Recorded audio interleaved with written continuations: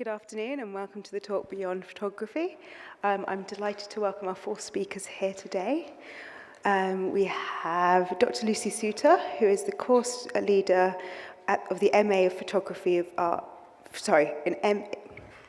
of the MA in Photography Arts at University of Westminster, and is an artist, critic, and art historian with a multidisciplinary background. After concentrating in visual and environmental studies and English at Harvard College, Lucy received an MFA in photography from the California Institute of the Arts. Her Yale University PhD thesis in the history of art, the visual idea, examined the use of photography by the first generation of conceptual artists. Based in London since 2000, Lucy has taught at the London College of Communication, Sotheby's Institute, and the Royal College of Art before joining the University of Westminster in 2016. We are also delighted to welcome Milo Keller, photographer and professor, who is known for his photographic works in the field of architecture and design.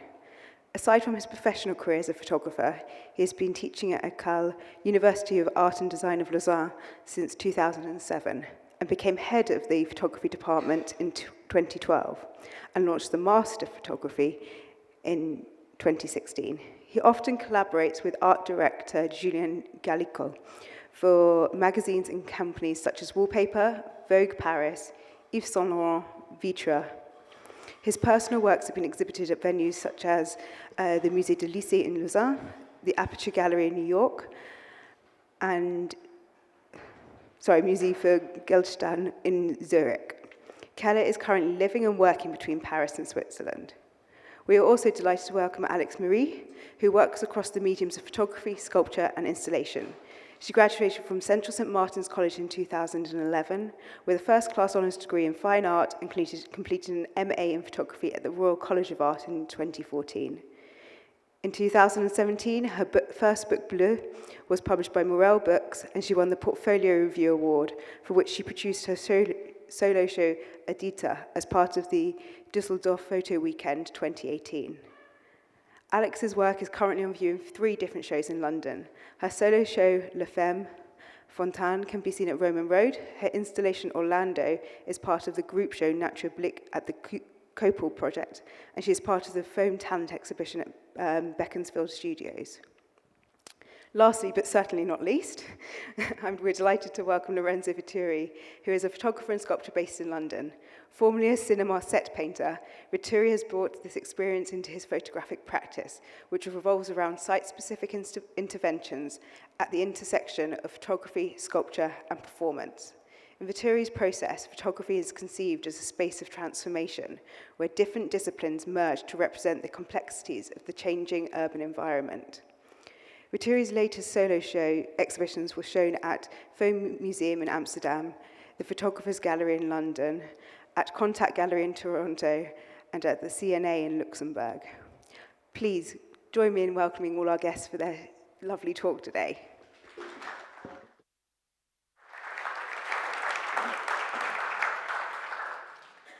Thank you very much for that nice introduction, Tatiana.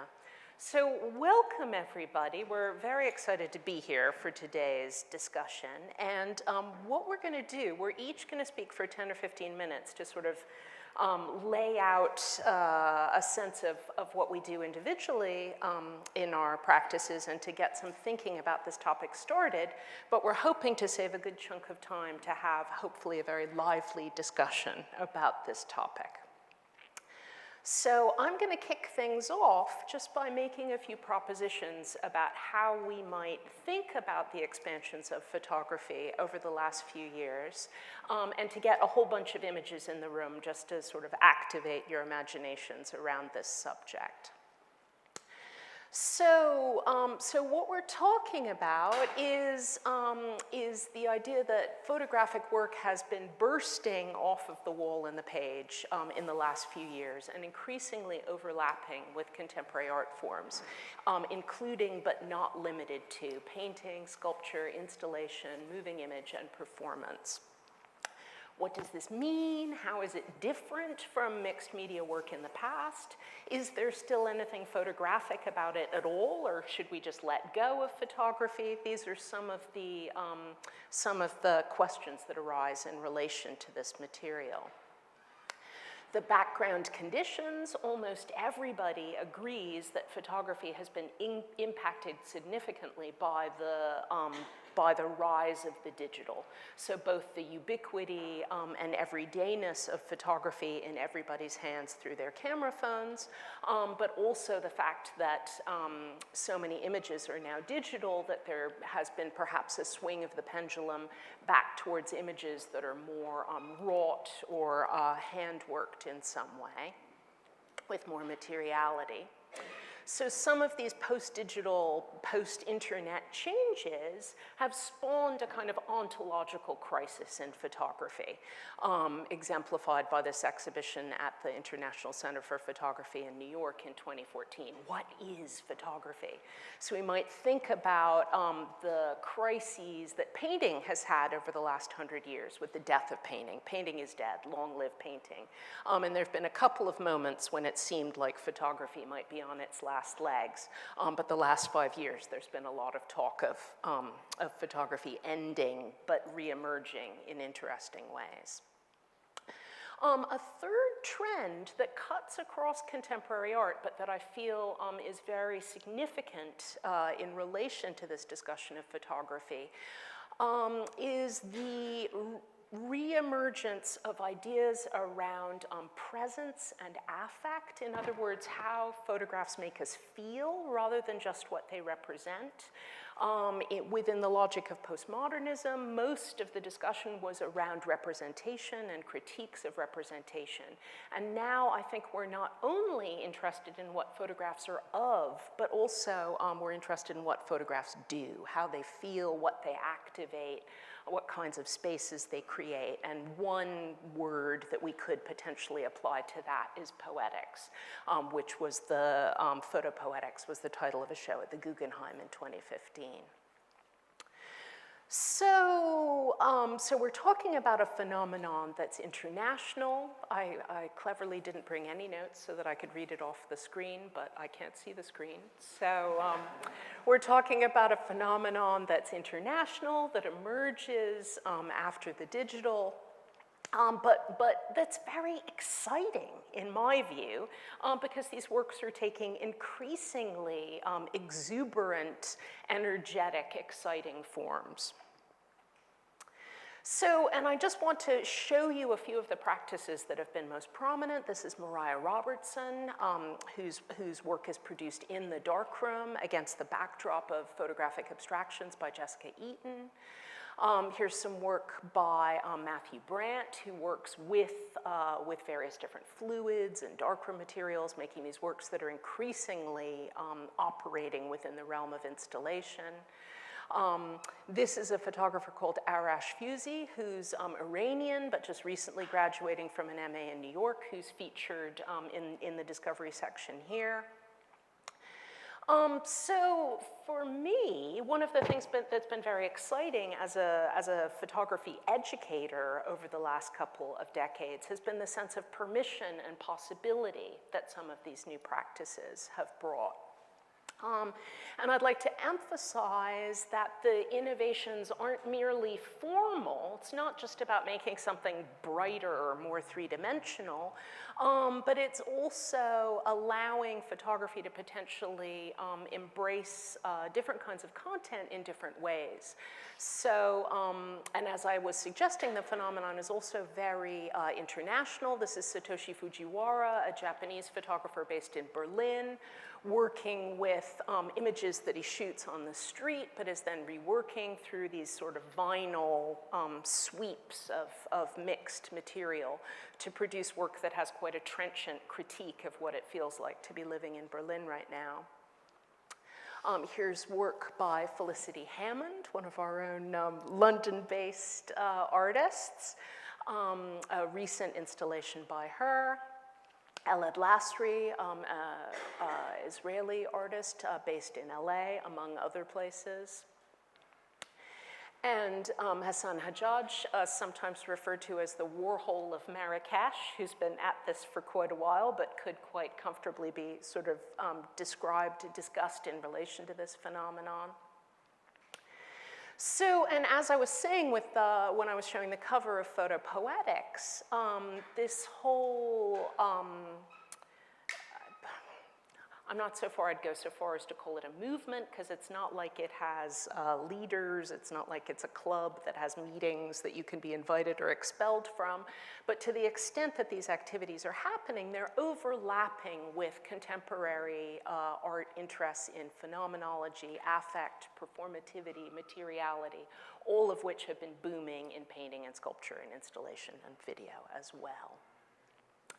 So a few works in which photographic practices expand and overlap with performance. A piece by Rachel DeJude. This was a piece, a Goshka Makuga piece that was at the Frieze Fair last year. The lady to the left is a cutout of a lady, not an actual lady. And this was an interactive kind of performance that unfolded over time, where these two artists worked together in the studio to produce works, documenting the works via photographs that then became works in their own right, and the whole process was live streamed over the course of the time that it was happening. So an example of a piece like this happening, a project like this happening collaboratively and unfolding over time in live time on the internet.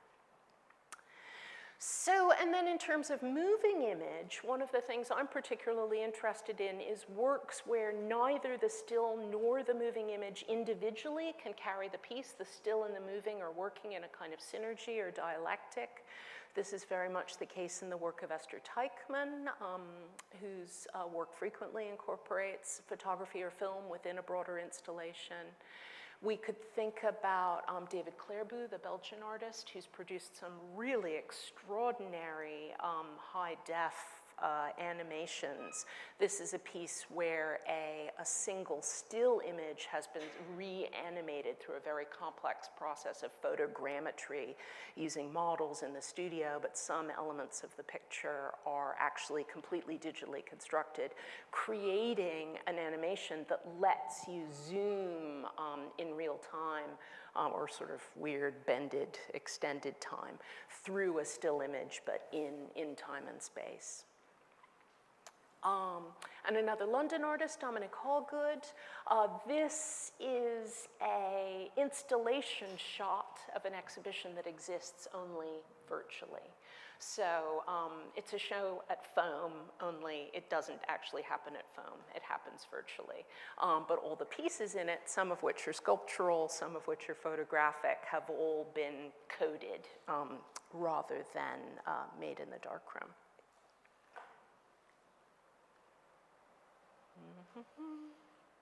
There we go. So one of the things to underline about, well, any moment in contemporary art always brings into focus different moments from the history of art. So as the philosopher Michel Serres said, the past is no longer out of date. So we might just for a second jump back and think about what is this, where do we look for a background for this?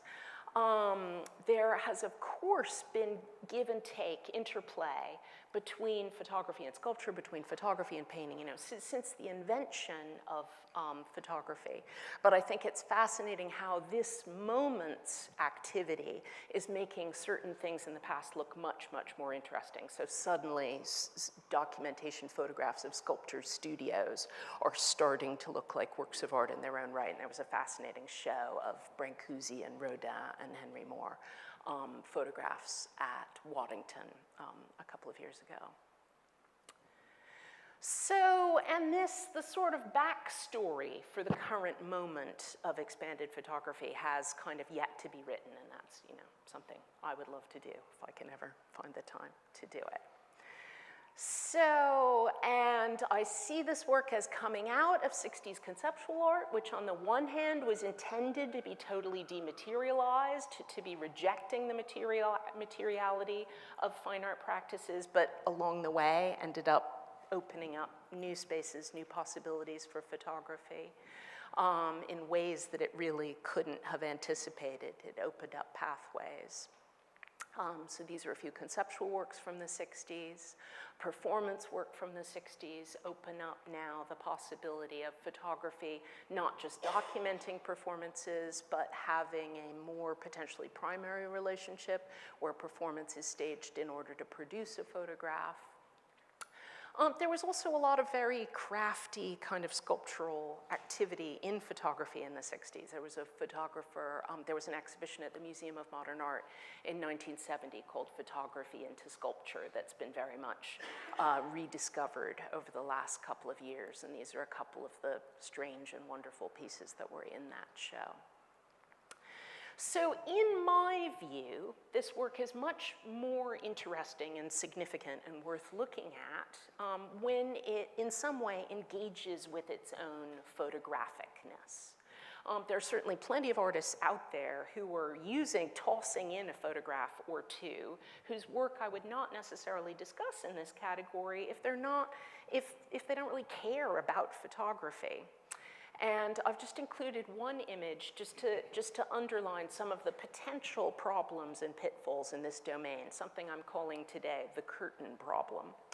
In the absolutely fantastic William Henry Fox Talbot show downstairs, put on by the Hans Kraus Gallery, there are all these contemporary art responses to Talbot by Cornelia Parker and all these people, and it's a wonderful show, wonderful work.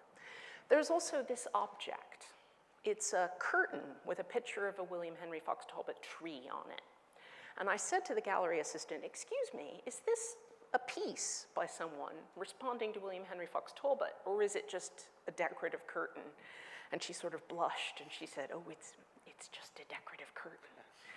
And here's the problem, right? Because we're in a moment where we're excited by mixed media work. We want to see things in 3 dimensions. We want it to be doing different stuff. But what if it doesn't mean anything? Because sometimes it doesn't. Sometimes there's no intention, there's no thought, there's no contemplation. So today I've gathered 3 people who I think are engaging with this area in really exciting, meaningful ways, because we're trying to offer a kind of counter-argument to the assertion that this work might just be formal, might just be courting the market, might just be trying to be sexy, but there's nobody home, right? So we're not, we're part of the solution, not the curtain problem. So first we will have Milo telling us something about his activities at École. Then we're going to be having Alix, and then we are going to be having Lorenzo. If you would like to follow up in more detail through my writings on any of the things I've been talking about today, here are a few of the publications where I've laid these ideas out more extensively. And finally, hey, thank you for coming today. You are, yes, you're part of the solution. Okay. Thank you.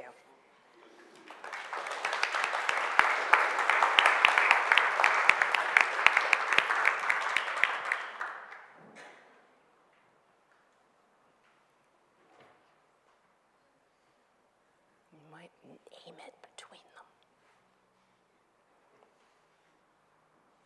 It's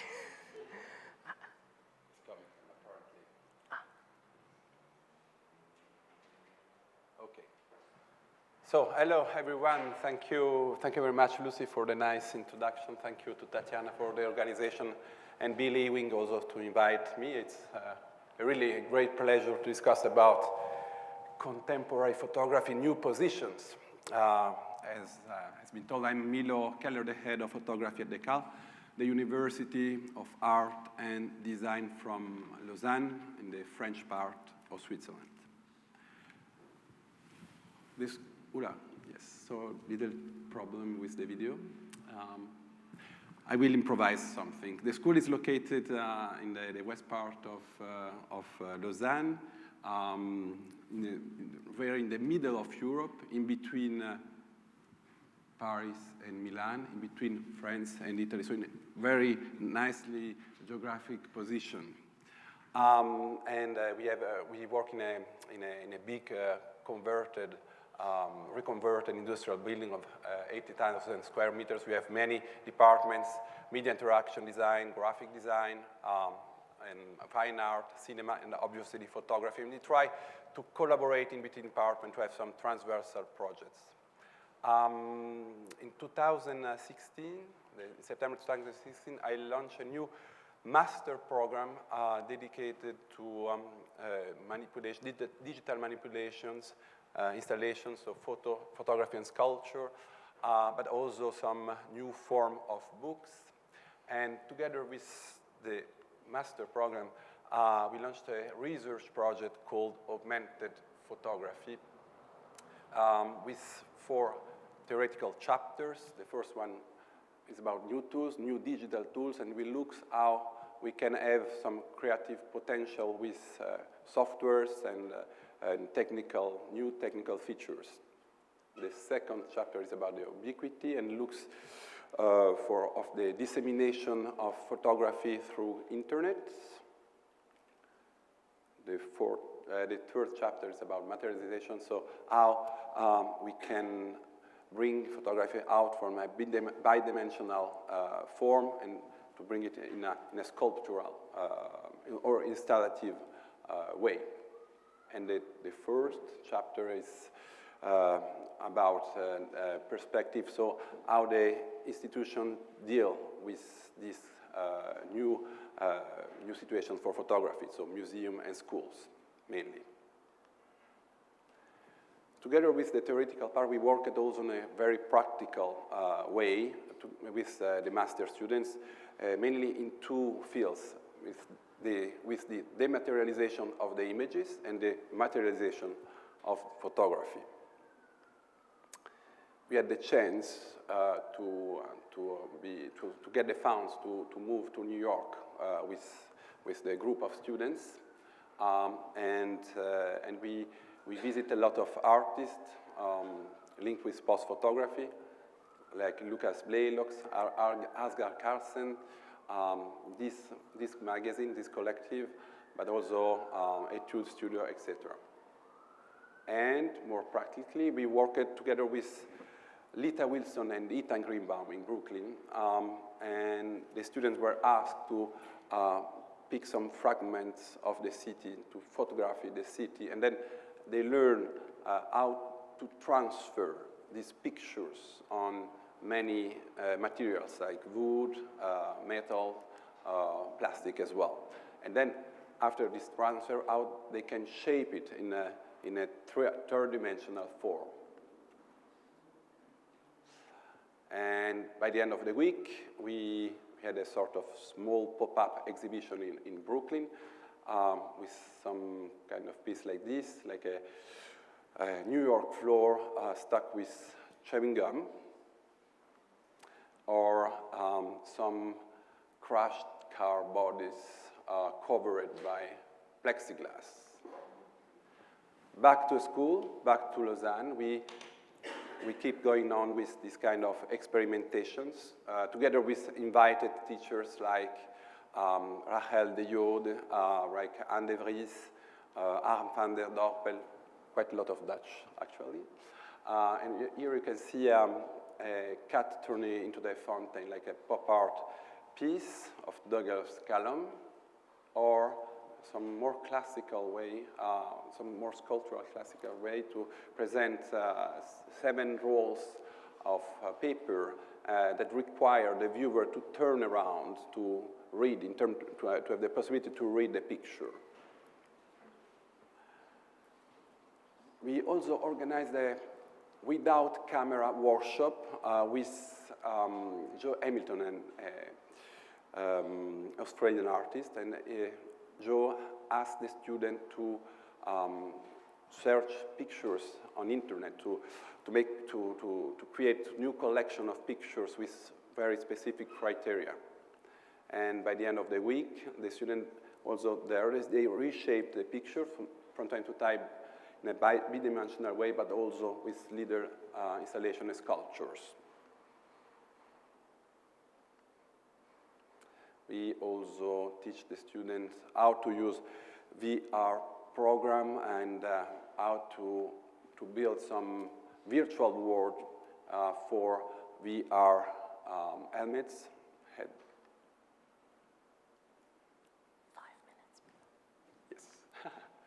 And then we work also in CGI. I mean, I invited Thomas Traum, a London-based artist.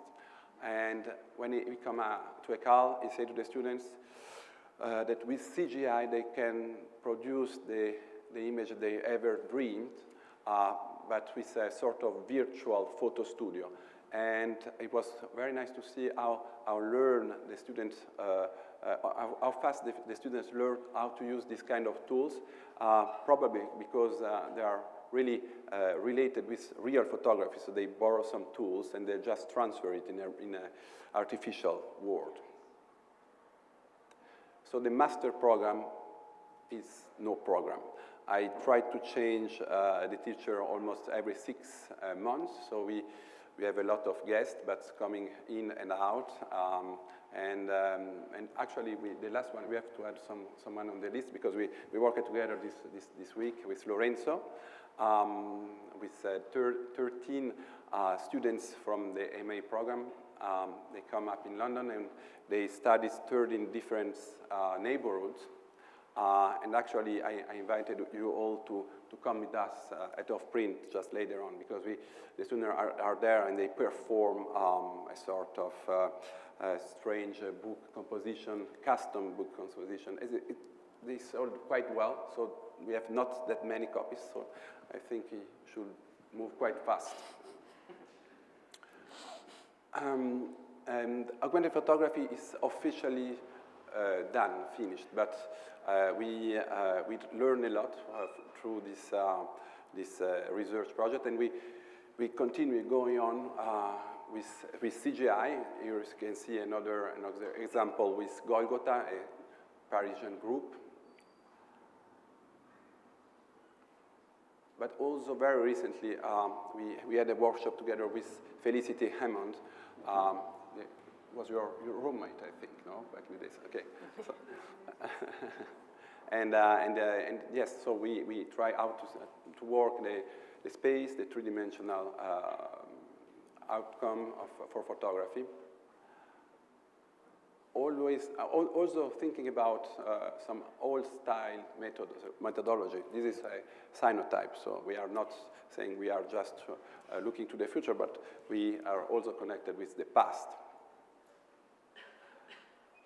So augmented photography gives me the chance to really give an identity to the master program, and to visualize this. We did an exhibition at ECAL, the gallery of the school. And in this exhibition, we organized a symposium, and I had the pleasure to have Lucy as a guest, with many different curators from FOAM, CO Berlin, and Photo Winter Tour that always deal with this new position for photography. Then we also have a talk in Paris during Paris Photo. And of course, we also love some old school way to preserve the information, like books. So if you come by, if you follow us to Off-Print later on, we'll have the chance to buy the last few copies of this incredible Bible. I do recommend it, actually. Thank you.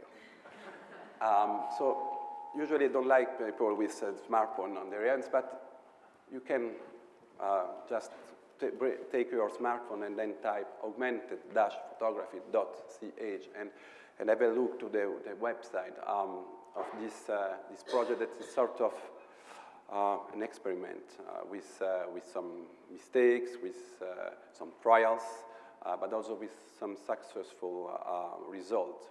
So we have the chance to be in a school, and we have the possibility to do wrong, but we have also the chance to take risk, and that's what we would like to do, and especially for the master program. So thank you very much.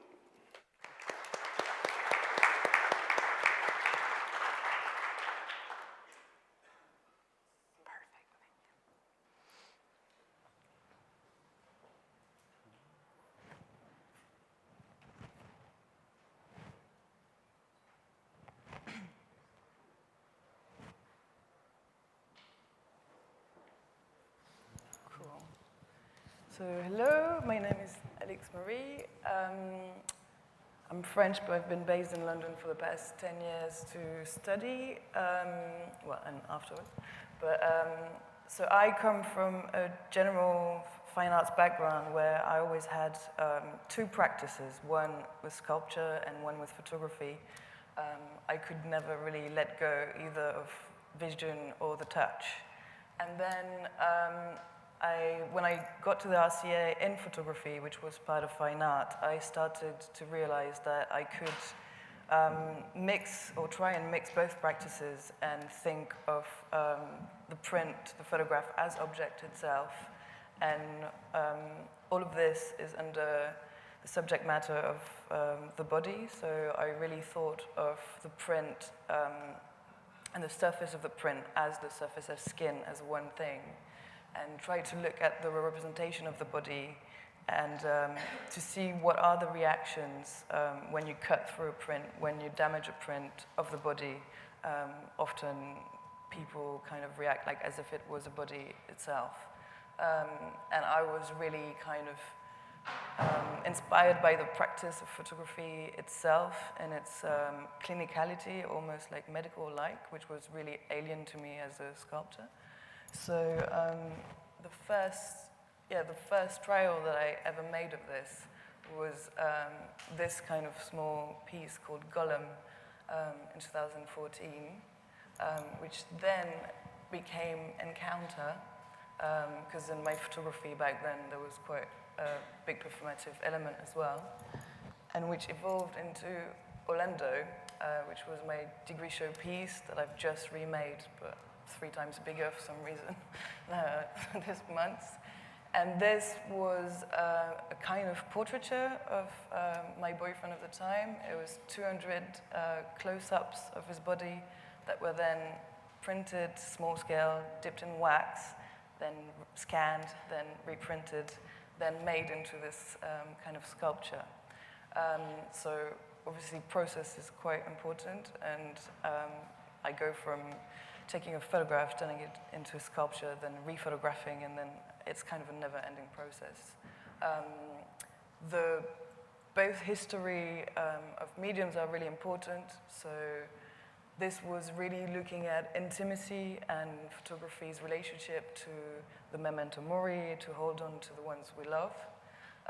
But it was also looking at sculpture and its scale of monumentality and kind of playing with the fact that it did look a bit like pink marble or meat, but actually it was made of paper. And I also liked the idea that it was kind of photography feeding off itself, because inside the boulders were photographic backdrops recycled from the RCA. These are some of the prints that make the pile, so you can see the wax a bit more detailed. And this is how we presented it in a fair in Sao Paulo just recently, so to kind of show the images as well.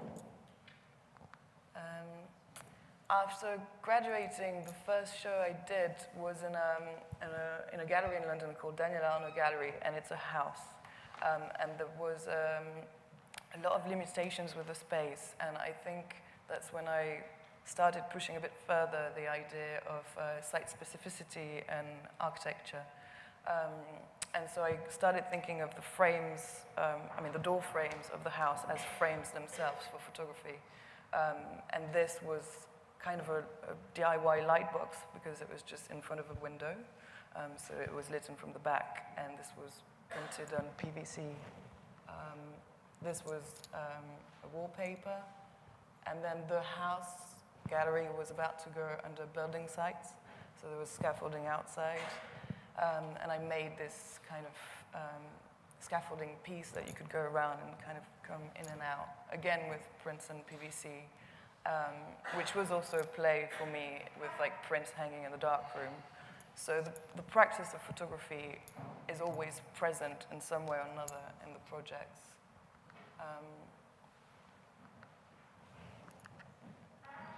And then I went on to do a residency at the Victoria and Albert Museum, where I guess I spent a lot of time going really back into the history of sculpture.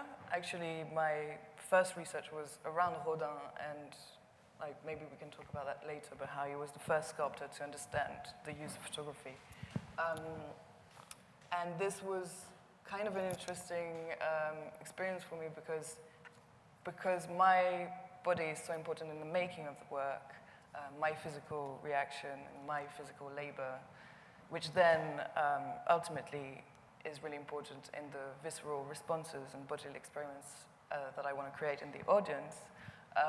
This was kind of an interesting place to be because I wasn't allowed to touch the sculptures. And so it was a way to use photography in taking photographs of the sculptures and then printing them and then reenacting with them. And this all research, I think, came out in the solo show I had after this called La Femme Fontaine. And this was really pushing my kind of passion for casting. So really I think of casting in sculpture as the same thing than photography, which is known as casting with light. We can talk about the indexicality and heavy theory of it, maybe.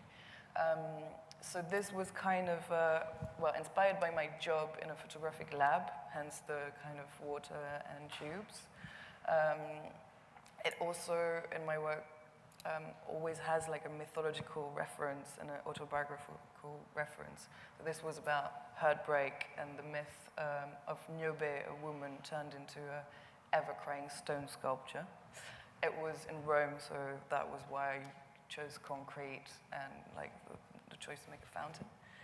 And from the V&A, I got X-rays. So they use, I was really fascinated with their scientific department because I've always been interested in the relationship between photography and medicine. And I learned that they X-ray sculptures to know what's inside of them before restoring them. So I worked with them and got files, and then I inverted them so they looked like photograms because I was really interested in the duality between inside and outside. So the sculpture, the concrete cast, were kind of photography made with an inside because you can't really see it there, but the technique I used to cast rendered detail as close as goosebumps, so in the same way that I used photography. And then it was kind of rendering sculpture itself kind of flat, but looked from the inside. Yeah, these are more shots.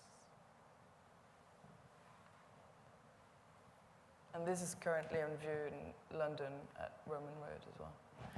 And then, yeah, and then I wanted to just look at the book, because that was quite a challenge for my practice to try and make a book that could translate my three-dimensional approach to photography.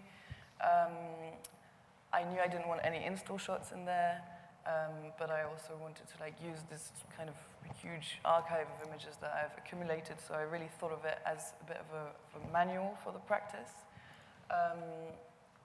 So when I get back the installations, I started photographing them kind of in close-up, so really thinking of how to photograph them. And the book is here, and the cover is made of PVC, like in the installations.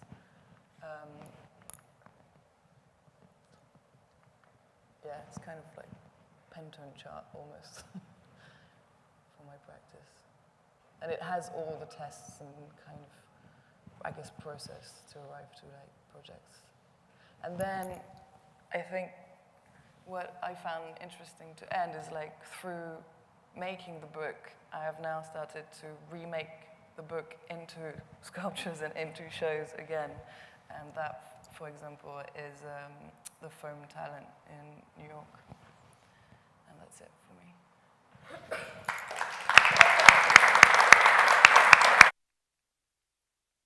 Which is the bancation is next?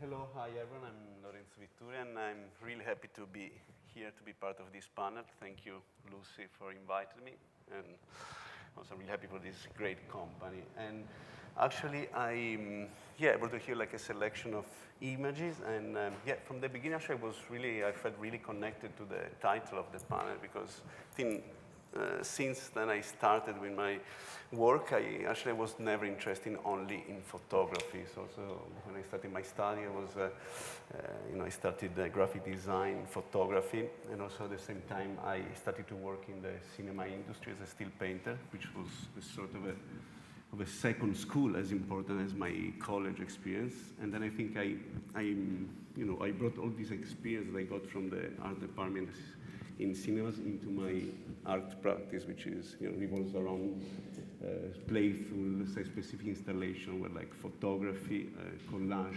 painting, and sculpture merge together. And I usually use this multidisciplinary process to observe and to represent how urban centers are, transforming and changes nowadays. And these were like the sort of first experiments. As you can see, I usually use mostly really poor materials and daily life objects, which I found on the street. And then I bring back into my studio. So always in my process, we have this kind of really two different moments and dimensions. So you have the street, where I actually use is the source of all my materials, and then you have a more private moment into my studio where I actually transform all the objects that I find, and I assemble. I make this kind of really ephemeral sculptures which don't last usually longer than a few hours. And so photography is the only way to document these actions, the things I do in the studio. And I think the first work where actually I managed to apply this process in a complete way was my first publication, Dolstone Anatomy, was published in 2013. And so I used my practice to actually represent Dalston, which is a neighborhood in East London, so quite close to here, and where I lived for 7 years. And I think Dalston was, I selected quite the center of the neighborhood, which was the local market. The local market became a sort of a symbol, which was really represented the diversity and the multiculturalism of London. So, because you could see in the market like really different cultures, like from the Turkish to West African, Chinese culture, and also the British, from the really Eastern community, who like in a way managed to work and live together in a sort of harmony. And so I was really attracted to this reality. So I use my process to represent this and also to observe the transformation that was happening in the market due to quite a harsh process of gentrification. The main part of the book was a series of still lifes, here where I use mostly organic materials coming from the market and coming from like a series of really different countries. So each object has a completely different story. And I used the still life as a sort of way to represent at the same time the beauty of a really diverse neighborhood, and also at the same time the precariousness that the community was facing quite every day. And I also I work a lot with diptychs, because I think the identity of the neighborhood was so strong that you could see and observe the connection between the people, the objects, and the space. So that's why I started to use this form of diptychs, and also to mix completely these different disciplines I was using. So it's like photography again, sculpture, and then collage, because I started to print the images and to work on the image itself and to reprinting. And instead of focusing to the story of each individual on the image, I really focused on the materials that each culture was their present. So in this case, you can see the yellow chalk on the face of the woman, which is actually, I didn't know, but is usually used from pregnant women as a pain relief. So in a way, I use the materials to discover new cultures, in this case, the West African culture. And the first time I presented the project, I really didn't want to present it neither in a gallery nor in a museum, but I wanted to bring back the work to the street, which is also the beginning of everything, and also to the community. So this idea of transforming a stall from the market and printing like all the pictures and mounting on like the cardboards, and like for 1 month I went to the market every day, following the market's time, like from 7 to 6. And the idea was to, to show to the people, to the community of the market, what I've done in the last 3 years, and to see the reaction and to create this kind of interaction with the community, which is quite of an important side of all my work. And also sometimes just to interact with the street, I use posters. And here's like a big poster I printed and hanged on the streets of the market. And here is also, there's a quite funny story because I hanged the posters like in the evening, and then the day after they were nearly all gone. But you didn't see here, but on the left side of the picture, there is a hair salon. And I went back the day after, and the picture was actually inside the hair salon. So then I went inside and said, what happened? Why did you take the picture? And there was this really gentleman was, I'm sorry, I'm really sorry, but I really love the picture. And so then it became, an ad for the hair salon. And he was really happy. It was a really good response, and how, photographs can have a completely different use and life. And then I started this was the first show I did with the osteoanatomy. It was at the FOM, at the 3H space. And I think that I really didn't want to lose the sculptural side of my process. So I decided to include in the show all the materials that I used and I found in the market. And so in a way here, I used the exhibition to reinvent each image, adding all the materials. And also, I started to use the text, which became really important part of the work, and is a text that was written by Sam Bergson, who was a poet, a local poet I collaborated with, and he followed like a similar process I did with the book and with the project, because he went and he spent 1 week in the market to record, the dialogues of the people working, and then he reassembled in a really interesting poem, and so that one became as important as the images. And every time that that I make an exhibition, I actually present the text as an artwork. This is a show like in a commercial gallery at Yosemite. And also, I try every time that I present the work to reinvent it and to keep this kind of transformation, which is actually also the main subject of the work. And this one was, again, also sometimes I try to build and to create this ephemeral sculpture also in the gallery space. And of course, in New York, it was quite difficult to send all the materials from Dalston, from London, from my studio. And so I started to collect objects and things close to the gallery in New York. And I actually really like, because it's, again, an attempt to reinvent the work continuously as the market is like, in a way, to recreating this natural cycle, which I found on the street. And this is just after osteoanatomy. I really wanted to find an idea to represent and to describe what was coming after osteoanatomy and how the neighborhood was changing. So after this explosion of organic materials and textures from completely different parts of the world, I focused on a scrapyard, which is, then I found out it was sold, was bought by a big developer to build like a multi-story luxury apartments, so totally disconnected with the community. And I started to use this scrapyard and collect like along 4 years actually, because I started to follow all the construction of the multi-story building, and I started to use the materials that I found in the work site. So here there is a change of aesthetic completely from the anatomy. In a way here the aesthetic is the message, is the architecture which is coming, has a totally new atmosphere and aesthetic. And then also I quite push this kind of dialogue between photography and sculpture to quite an extreme way, because I started to photograph the same sculpture I was doing, and then the photo were like developing into a new sculpture that was re-photographed again. And at the end of this work, which is now, I'm finishing now, I destroy all these sculptures that I made, and this is the final result. So this is the same sculpture who has been totally transformed and destroyed. And the idea is sort of to represent this kind of unstoppable process of transformation, which is, is taking, it's why London is also so really especially unique, because it's this kind of really continuous transformation. And so I try to reenact this on my studio. This is instead like another exhibition I did it was like a commission from the Fotografia Europea. It was a festival in Italy.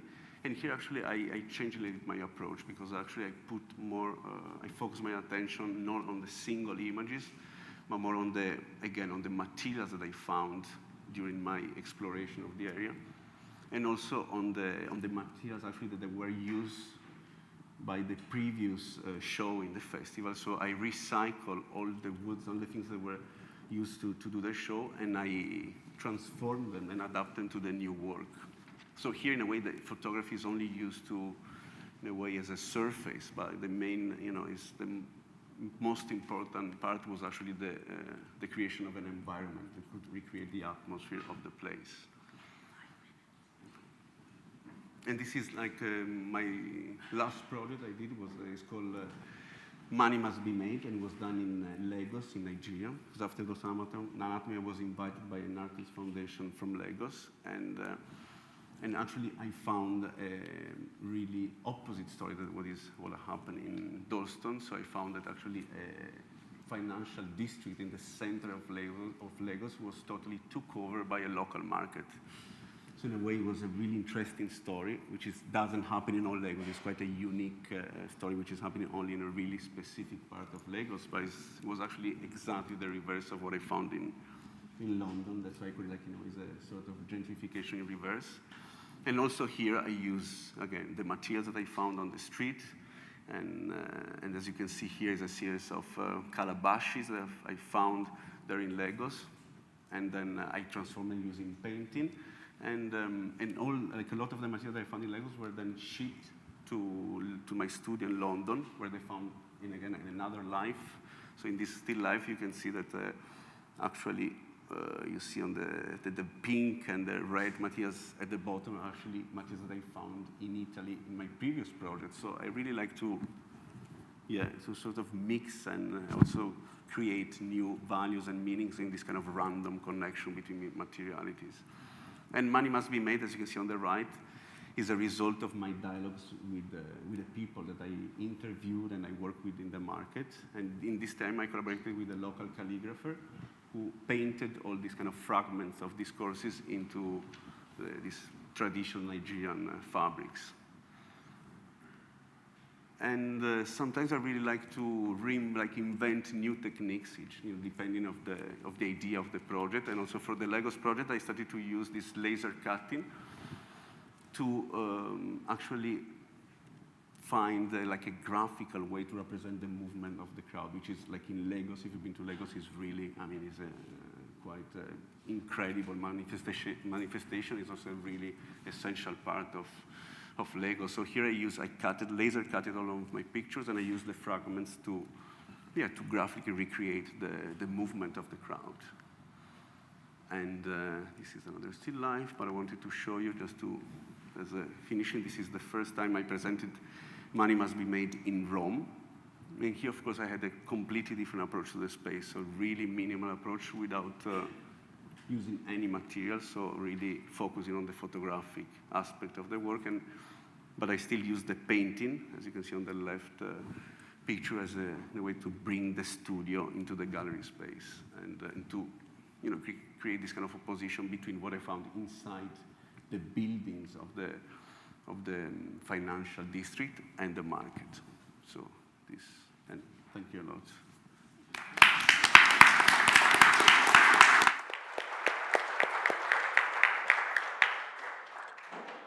Well done, everyone. We've kept right to time. We're doing really well. Well, could we perhaps begin by talking a little bit, following through a little bit on this question of what happens to photography per se? How important is photography? Do we care? I mean, the thing is, here we are at a photography festival, so we're talking about photography. But if we were sitting at, if we were sitting in the discussion room at the Frieze Fair, we wouldn't have to be talking about photography. So the question is, to what extent is the persistence of photography or the photographic important in your various activities? Or might you at some point be willing just to let that term go altogether? Does that make sense as a question?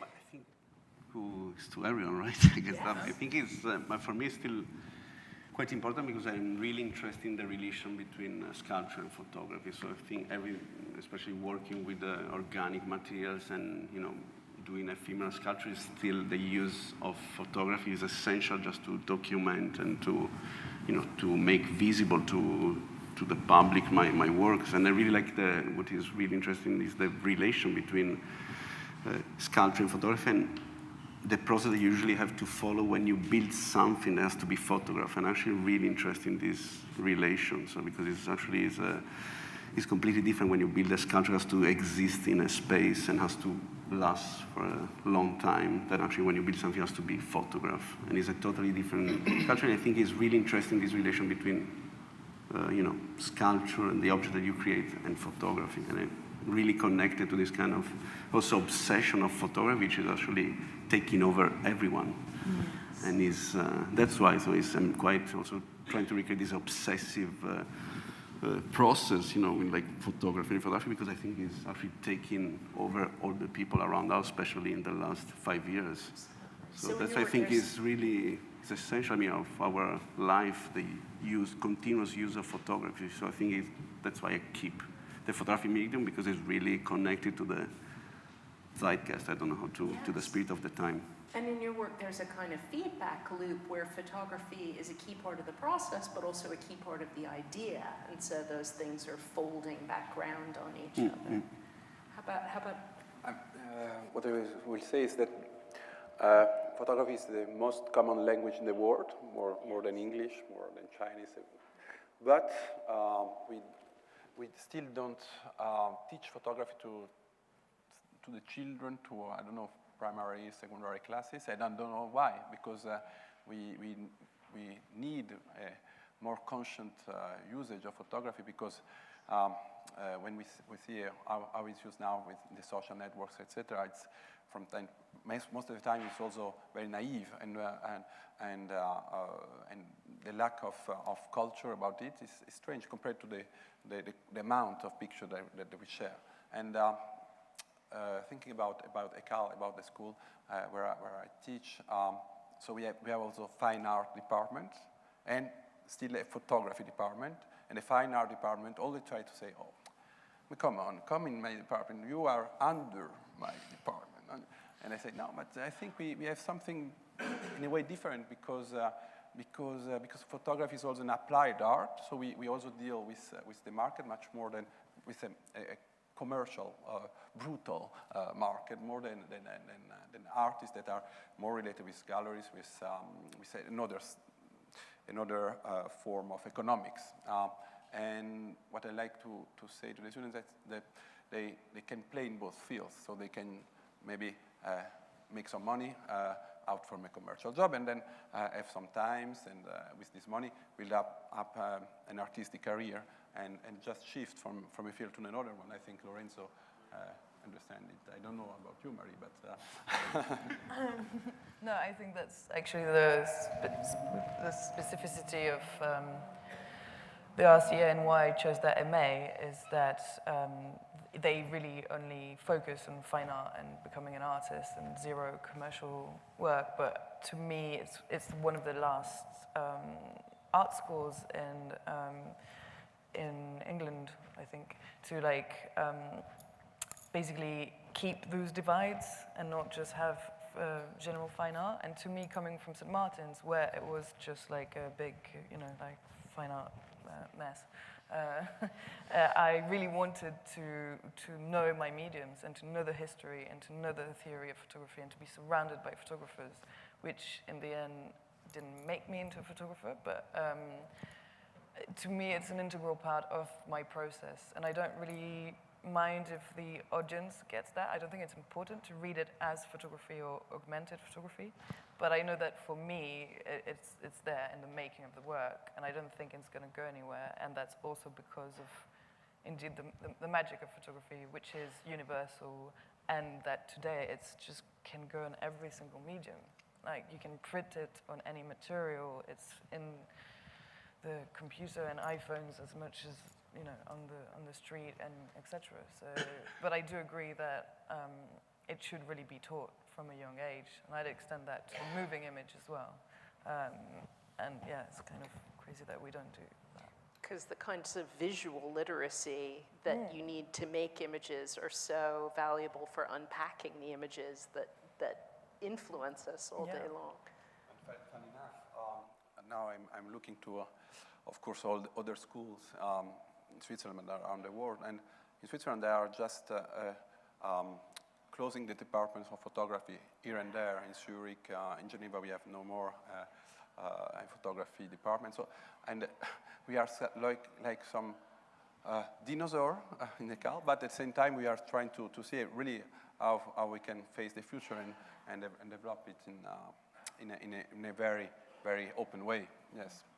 Well, an observation from my time teaching at the Royal College of Art, where I was one of Alix's tutors, but I used to every year give a lecture about medium and post-medium to all the fine art students. So here are all these students who've come specifically to study painting, sculpture, printmaking.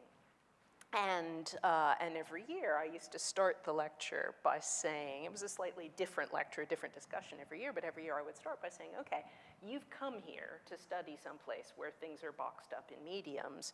Is this distinction important to you? How many of you would describe yourselves as a sort of medium-specific artist? And I think, I mean, I don't remember if I asked this of your year, but I'm pretty sure I did. And I think like 80 people, 80% of people put their hand up and said, yes, I care. I came here to study painting because I'm a painter. But 3 or 4 years later, a couple of years after, just after you had gone, one year I asked this question gaily, expecting to get exactly the same answer. And suddenly, overnight, 80% of them said, couldn't care less. I happen to be in sculpture, but it was just fascinating. It was like overnight, it had become super unfashionable to be invested in medium. It's very much two different school of thoughts. I remember specifically when you asked that question because I remember being absolutely baffled that back in 2014, painters told photographers, yeah, but you're not artists, you don't belong in fine art. And I was like, whoa, it's 2014. Like maybe it's, you need to catch up now. Photography is fine art, or can be. And I think, yeah, they may be just a bit jealous because no one asks them when they do use photography in their practices. But that's just what's generally happening in contemporary art. You have the conceptuals that, it's way more about the idea and not really about the finished product. And then you have a few people, and I think there is a resurgence of it, and especially when it's crossing towards CGI and all this stuff, which is, you need to learn a lot, and it's not gonna, I think it does matter to know what you work with. And with the specific example of RCA, it's also because of a change of direction coming from above, so suddenly kind of desecrating all the boxes, which has this double-edged sword. It comes from the students too. I mean, because that was just a really striking difference. Well, one question I had for you, Milo. I mean, a lot of people think of the digital as coming hand in hand with a kind of dematerialization. So I'm really curious about the centrality of rematerialization to your thinking about things, and if you could say a bit more about that. Yes. Also, it's right that we try to listen to the students and augmented photography started from a thesis of a student. So but back to the question. I think we should really try to not have boundaries between both, and the dematerialization of the pictures push the students or artists to rematerialize that as a need, no? And we see actually how the books are important, how the books are successful, and we can go together, have the off-print, and you can, of course, buy augmented photography book and Lorenzo Vitturi book in collaboration. And you will see such a big amount of people just wanting to have something. And it was quite interesting to also think about net art, no? was around, what was it, 2012, something like that. That was quite high with artists like Art van der Dorpel, etc. The market don't want net art because you cannot have it in your apartment, you cannot have it physically. So I think both the market and also a natural needing of the people guide us with something that is materialized. Yeah, no, and absolutely. And it can't just be blamed on the art market and the photography market. I mean, the return of the LP record, right? The album that you can hold in your hands, and the album art is this lovely bigger size that you can appreciate, and the record has that tactility and the actual skips. I mean, there's definitely a swing of the pendulum in the culture back towards things you can touch and feel and hold. That's not just us being nostalgic for the smell of the darkroom chemicals or something. Yeah. No. It's always small elite, I think, because I think it's true that they actually, the figure of the photographer, like especially professionally, in like a more commercial environment, is disappearing. And it's disappearing, this kind of simplification of the process is taking the figure of the photographer who's actually really, considered this kind of magician, who's, creating and building his own images, is now disappearing. I was always really interested in the commercial photography as well, because actually I worked as a commercial photographer like for 7 years before starting on Sonatum. I enjoy a lot, I learn a lot from that, but it's a truth, it's a fact that all that kind of photography, which was like quite a huge world, is like, it's disappearing, like totally, It's changing. I'm not sure that it's disappearing. I think the numbers are clear. I mean, the people, there is no. If you are, the big campaign are just now lowering the budget. The big brands cutting a bit this budget for small and smaller productions because of the social networks. They are so angry about new content. So it's maybe the magician or the guru of photography coming in and then with a private driver and a helicopter, etc. Maybe yes, this is changing, but I'm quite confident also for the young people, because if they are quite able to jump to a format to another, to moving images and fixed images, I think they can find their way. No, of course they'll find. I think the only solution is really that every author, every photographer will, is really pushed to invent his own language. Yes, I mean, that's the only solution. Otherwise, there is no space to, before the photographer was also like a technician. It was the technique was actually really important, and it was enough, I think, to be a professional. But now I think that kind of direction is nearly over. I don't want to be really dramatic, but the camera phone brings in a kind of de-skilling that it's possible to make a pretty fancy image without having any skill. And I wonder if we could read one of the ways we could potentially read some of these practices would be a kind of reskilling, but in some ways a kind of mad reskilling, where people are skilling up in some kind of element of the practice that wasn't ever really necessary, but people are putting in an intensity and a love and an obsession of labor and technique into some aspect of the making of a picture and presentation of a picture where previously it wasn't there.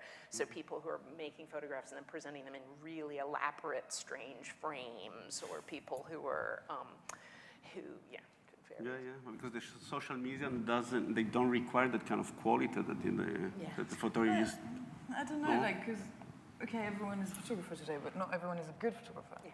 And actually, on social media, the pictures that do get likes and shared and whatever are the ones that are like technically well shot. And I think that a lot of young people today actually, in a really weird way, learn very instinctively. Like I remember listening to podcast about teenagers, like kind of learning everything about photography, and through that line, which was photography, light is my best mate, because throughout like taking selfies, they realize how photography works, and so I think there is just a really weird shift in learning actually through practice.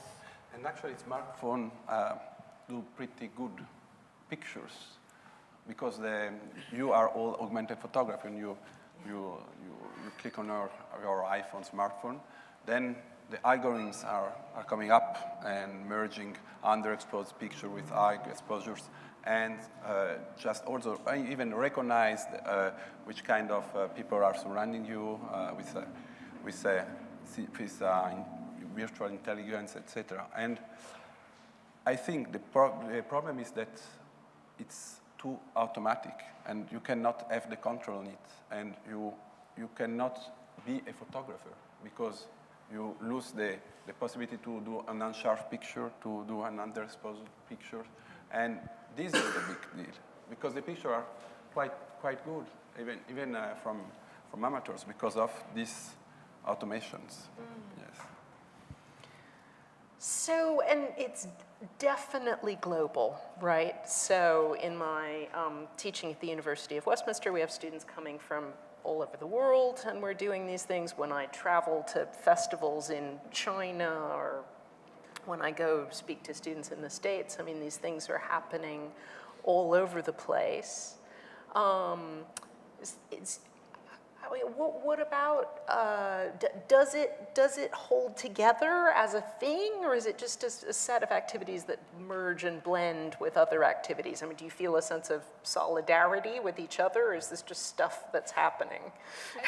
I do. I mean, not in... I mean, you never... No, I love Lorenzo. No, yes, and I know, and actually Lorenzo was really...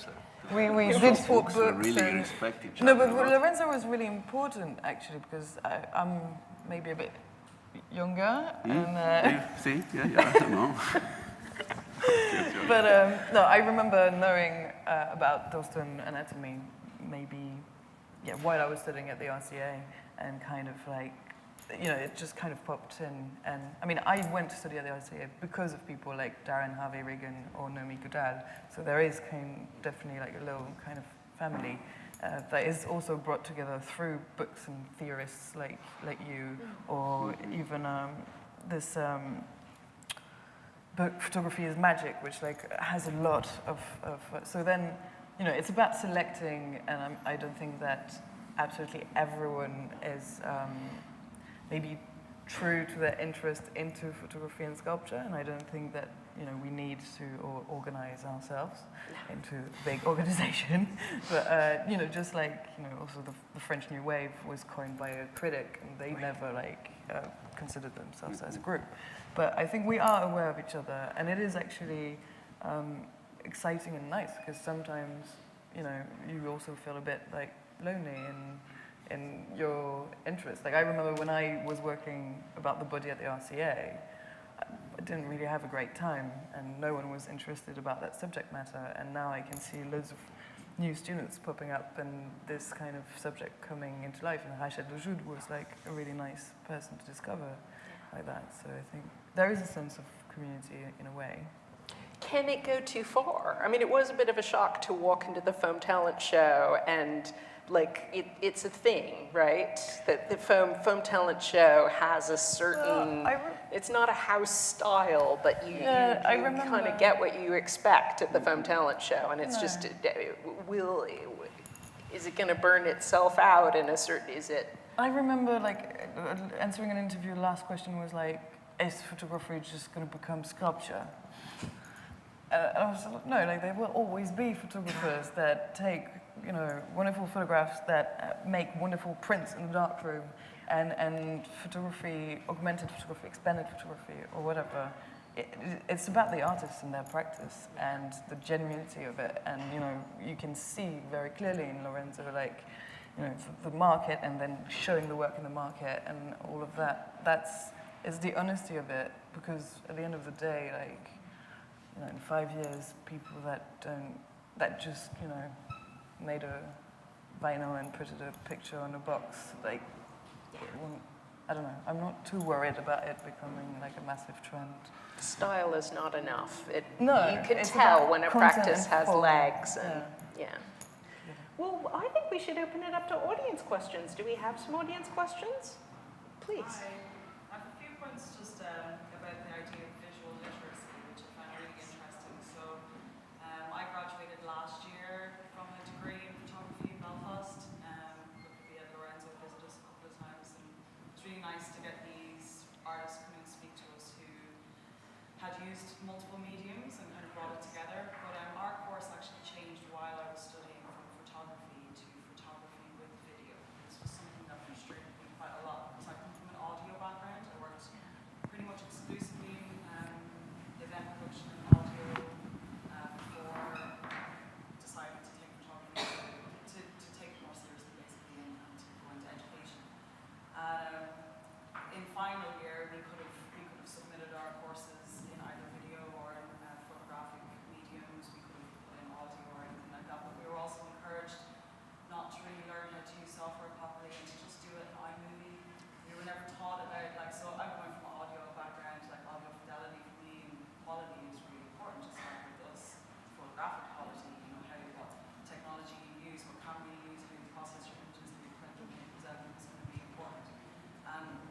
This was one thing that really frustrated me about, I didn't know if it was just an Ireland thing or if things aren't so much like that in the UK, but I think there is a lot of photography moves so quickly that I think that educators and some of the institutions can't quite keep up with it. So you know, people who have real old school feelings towards photography are quite dismissive of people who have ideas. I wanted to put audio with some pictures and I was told, oh, the pictures should speak for themselves. But the audio was part of the concept. So like what do you reckon is the future for universities in being able to keep up with, young people these days have so many ideas and they should be encouraged, I personally think, to try them, not to just do it the way it has been done. So what do you think is the future for education with everything, as you were saying about like the mediums and the art colleges? Most of the art colleges are all kind of coming into one. In Ireland it's still very much painters. But Musicians, like it's all separate. sometimes it's also really nice to be able to react to a tutor and to really disagree. So in your case, to just be like, well, whatever, I'm just still going to do it. I think it's about having a balance between the old school teachers that, maybe haven't really got there yet, and then to have like institutions like ECAL who like do invite like practitioners that are contemporary and that can show another vision. And I mean, in this case of video, for example, like I get really annoyed by that because video and photography are not the same thing at all. And I feel like in the institutions where I've been, the people who teach video don't know anything about video or cinema. No, it's like way closer to like cinema and cinema history, and then they kind of, there is this kind of like melting pot of like, oh yes, like photography, performance, video, and they have nothing to do with each other. So, I mean, at the end of the day, these people are also people, and they can't know everything about every medium. But It's really confusing for us because in our year, pretty much nobody did video, and then in the following year, nearly everybody was doing video, and it was like, well, this was one of the best photography degrees in the UK previously, and it just felt like it was all kind of falling apart. yeah. Because they wanted to diversify, and they wanted to modernize, and they wanted to keep kids. But actually, what they had before was really, really pure and really interesting. People would travel from all over before that. Well, one of the difficulties is that photography has become so eclectic. There was a time, 10 years ago when there was more of a sort of monoculture of the typographical studies, right, in large format. The sort of Dusseldorf school was king. And, but now things have really splintered and fractured, and there's a lot more different kinds of practice competing, and it can be very difficult to sort of support and deliver that multiplicity within photography programs. But I think it's definitely our responsibility as educators to try to meet the students where they are, because that reflects the diversity and eclecticism of the actual scene and what people are interested in doing, which might be VR 1 minute and a 8x10 large format picture the next. Yes, yes.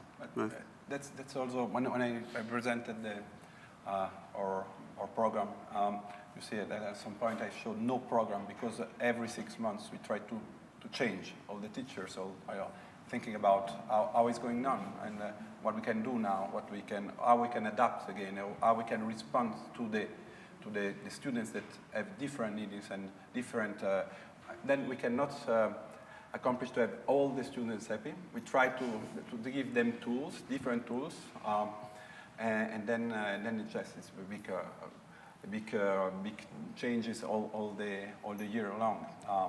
But it's interesting what you say about audio, because actually we organize some concert at École from really abstract music. So for example, we make the building vibrating. We try to see how it sounds without picture, no? And so we are in a visual arts school, but we try to take the student out of the hangover of pictures and just to maybe close the eyes and listen to the sound. And so then you can refresh a bit the way you look at the world, the way you are engaging with the practice.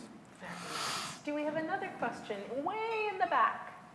Oh, sorry, Matthew, there's someone even... Oh. Photography, the idea that photography has ever been anything but a fragmented technology with many, many different applications. The idea that it's especially so now than it wasn't 70 years ago, I think is false. Especially by looking at the history of photography, we look at diverse photographs, we see that people who use it have always used it for very, very different uses. So, I think it's useful to remember photography as simply a technology. And I'm old enough to remember photographic education when there was only 2 BA honours courses in Great Britain. And there was a man called Victor Bergen who, was always understood photography as ideological.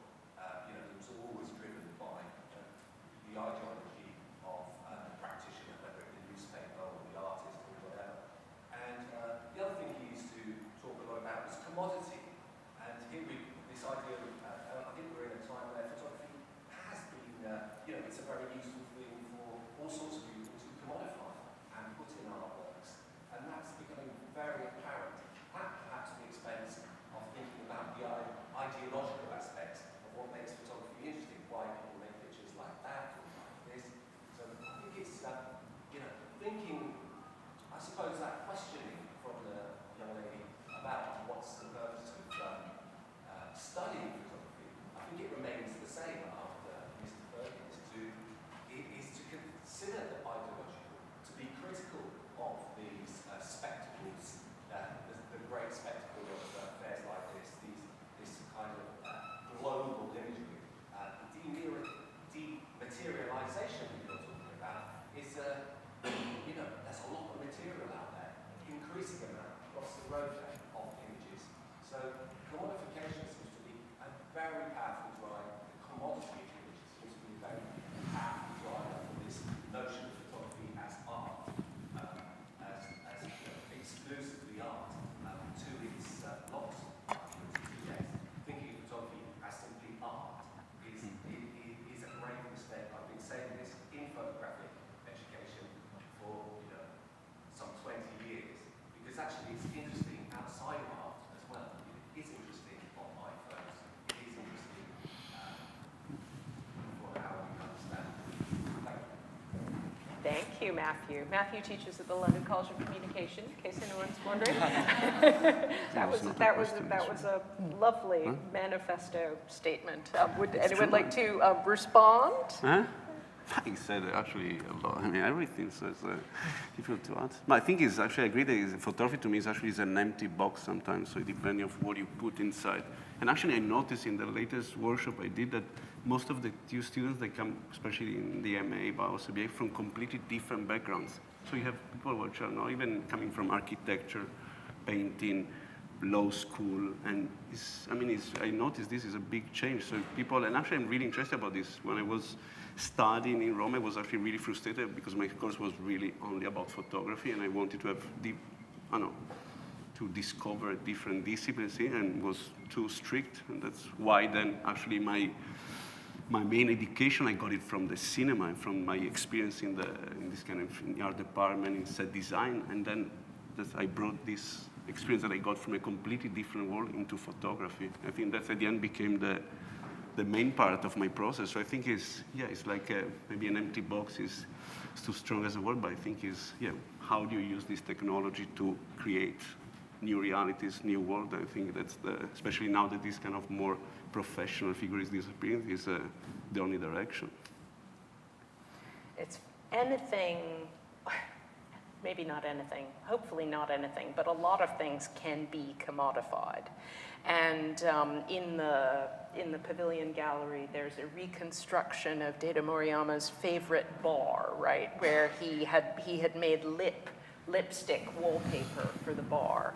And the gallery has reconstructed it, and I was sort of a fly on the wall for a few minutes on Wednesday, listening to various people go in and the person explain, oh, we visited the bar, we thought it was fantastic, we thought we'd reconstruct it for Photo London, and you can have it for the low, low price. And it was just fascinating that this thing that had happened in the photographer's life, where he'd had this collaboration with his favorite bar and he decorated it for them, is now something that you can not only see, but potentially purchase at Photo London. So this is sort of following through on Matthew's like, wait a minute, is this all just for sale? But then at the far end, there are activities that there are things that artists do because they want and need to do them, and because they're part of a community of ideas and activities, not all of which are necessarily for sale, where there are other kinds of logic at play other than the economic, where there are logics of community and hospitality and generosity and participation. And so I just want to push back a little bit on what Matthew was saying, to say, absolutely, photography has lots and lots of uses and things we need it for, and important manifestations outside of art that do things other than be art and other than be commodities, but also that this domain within art can be really fruitful and productive for people in lots of different ways, beyond just being something that happens in a very wealthy person's private collection or home, right? Yes, sorry, there was a question behind Matthew. Fire away.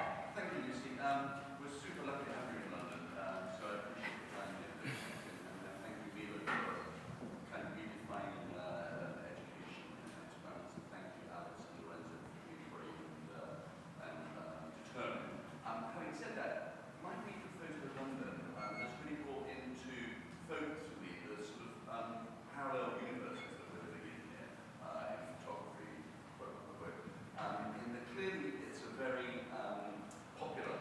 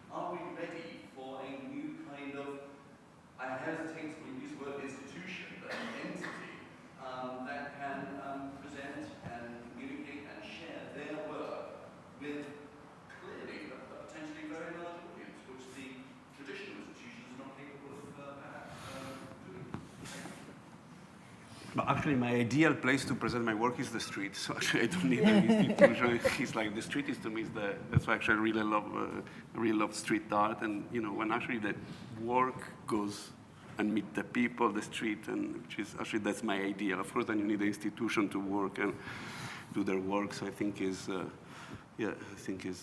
that's actually my say, but I don't think I'm not really critical about photography institution nowadays. I think they're taking different direction. Everyone is creating their own environment and reality. And so actually I have my experience with the FOM. They were really actually the first institution who was interested in my work, even if it was never, it wasn't Dutch. I was totally unknown, and so it was a really good collaboration. Actually, I think they're really, how do you say, attentive and careful to find new directions. And so I think I have like always really good, I'd say, experiences. And I think that my work more and more, considering the direction it's taking, is not going to belong in photography institutions. I mean, it never did to start with. No one wants it. So, and it definitely, I mean, how to explain to a photography institution or a general audience that concrete fountains, sculptures are about photography, I think is definitely a step too far at the moment. But I don't mind. I'm quite happy to just navigate everywhere. It's a really tricky thing. I remember when in the 90s, I did my PhD on conceptual art made in the 1960s, and this was considered like way too close to the present, because at that point, art history meant medieval, But since then, I remember hearing, I don't know, maybe 10 years ago that 80% of American art history PhDs were on work since the Second World War, and increasingly sort of on the 80s, on the 90s, on the 2000s. I mean, the window of contemporary art is getting closer and closer to the present. And I think that's something we should push back against, because history is important and interesting, and younger, newer viewers need to learn that something doesn't have to be in color to be worthwhile. But I think the institutions are doing okay. I mean, I think if there's an audience, the things are gonna come. I certainly am not feeling a big frustration that I don't have more institutions serving my interest in contemporary photography. I'm a bit frustrated. Yeah. I have to admit. I'm trying to always collaborate with institutions here and there.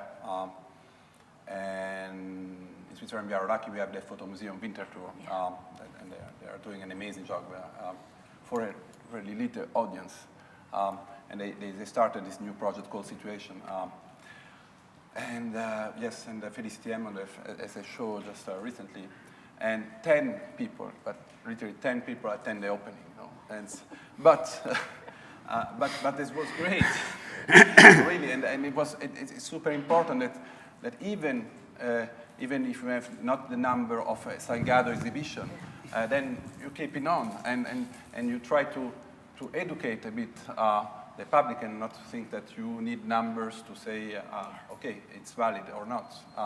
And there are some good institutions, like for me, FOM is, of course, a good example, or even CO Berlin in Berlin, that are trying to balancing between big audience exhibitions and some edgy, more difficult propositions that are absolutely valuable to open the mind of the public, to educate a bit the public. Yes. Yeah, I think that's an argument I had with a friend actually about Lorenzo's show at Photographer's Gallery, where I remember him saying that it was already too late and it was about time, and we all knew the project so much.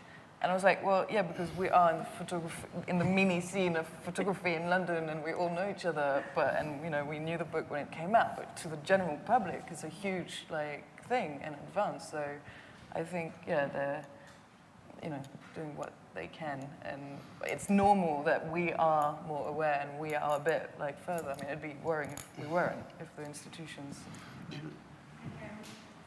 I think we're out of time. Thank you, everybody. Thank you to the speakers.